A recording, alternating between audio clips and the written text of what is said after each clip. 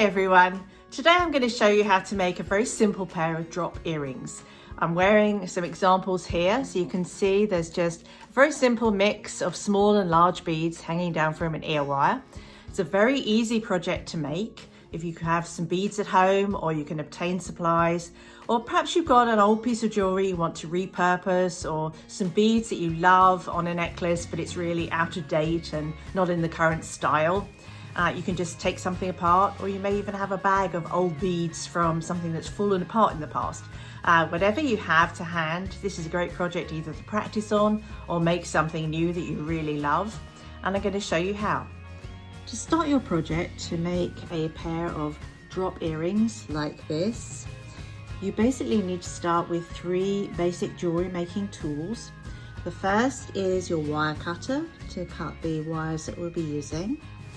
The second is a round nose plier, which is essentially a graduated circle from small to large, and that's for making rounded shapes and small to large loops. Then the third piece is a chain nose plier, which is essentially a gripping tool, a squeezing tool for catching a bit of loose wire or end of wire that you may need to just grip and put into place, for making any kind of angular bend as well. So those are your 3 tools. Then you need obviously 2 of everything for your earrings themselves. You need 2 ear wires. These are basic fish hook coil wires. You need what's known as a head pin or a ball pin. Essentially, these are pieces of wire which have a blocking mechanism at the end. A head pin is more like a flat nail head. A ball pin has a little circular kind of globe shape at the bottom. These are basically for threading your beads onto so that they don't fall off, and then you form a loop at the top for your ear wire. Then I used to usually try and have 1 focal bead. In this case I picked out a foil glass bead. It has some nice sparkle to it. I like to get an accent bead that will complement that. So in this case I picked up the gold that's in the main bead and with a little bit of a gold accent. And then I like to have some smaller silver or gold beads. And one of the reasons for this is not just an aesthetic, it's also to protect the main bead that you have, because usually it's some form of glass, semi-precious stone or ceramic mix, and you really want to protect it at the top and the bottom rather than having it rubbing against the wire at the top of the bottom. So essentially what you do is you start by getting your ball pin or head pin, start to thread your beads onto it.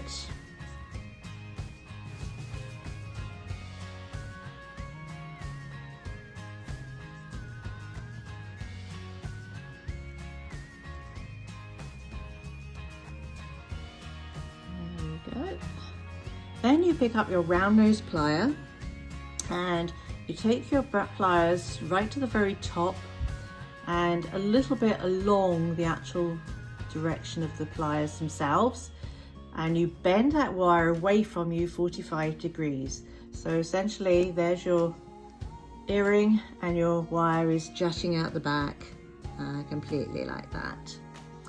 Then hold your beads in place again. Come up the wire just under 1 centimetre, probably about 1/3 of an inch, and about the same distance actually on the round nose pliers themselves, and you're just between the 2 spokes, and you then are rolling that wire back towards you, the opposite way to where you first bent it, so you get like an S-bend shape. Put your pliers back in there and just roll that around, and with your finger just push it over. So you basically are closing that loop, and what you're trying to do is basically get that loop to be a nice small loop. So just bend that around until you get it to the size you want, and you want your wires to be basically crossed because you're going to be trimming right here. So I'm going to get my wire cutters. I'm then going to make that cut just before the other wire, making sure that I do only trim the one side, not both. Then you have a little bit of a gap there, if you see, on your loop. So you want to get your needle nose or chain nose pliers and just grip the side that is open and just give it a little nudge back so you've got a nice rounded loop shape. Then you're ready with your drop to actually hang onto your earring.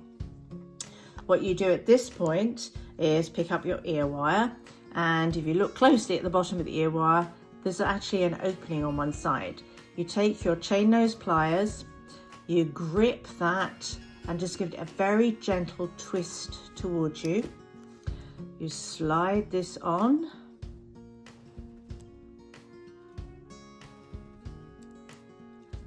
Then you just reverse that process and give it a gentle twist back to close that loop. You don't want to pull this out because you'll change the shape of the loop.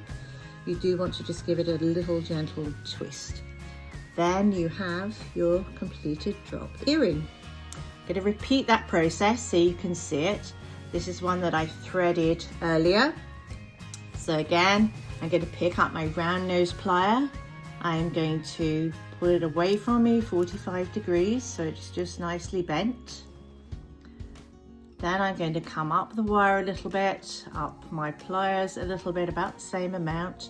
I'm going to bend back, create that S-bend, put the pliers back in, continue to twist around and with my finger push across so that I've got a nice little closed loop. If I want to make it a little bit smaller, all I do is just keep rolling around until I've got a nice loop shape. Then I take my cutter, and at the point where those wires cross, I just do a gentle cut on the one side, take my chain nose plier again and just gently close that loop. I can also straighten up if I've just bent it out of shape, which I have on this one, and just so that everything will hang nicely. I take my wire, I open my wire here, gentle twist, slide that on, and a gentle twist back. And that way I have 2 drop earrings. Voila! Enjoy this project. I hope you found this video interesting and informative, and we'll look out for other videos on my Facebook page, EJM Designs Jewellery. And you can also like my page and follow me on Instagram and visit my Etsy store at ejmdesigns.etsy.com.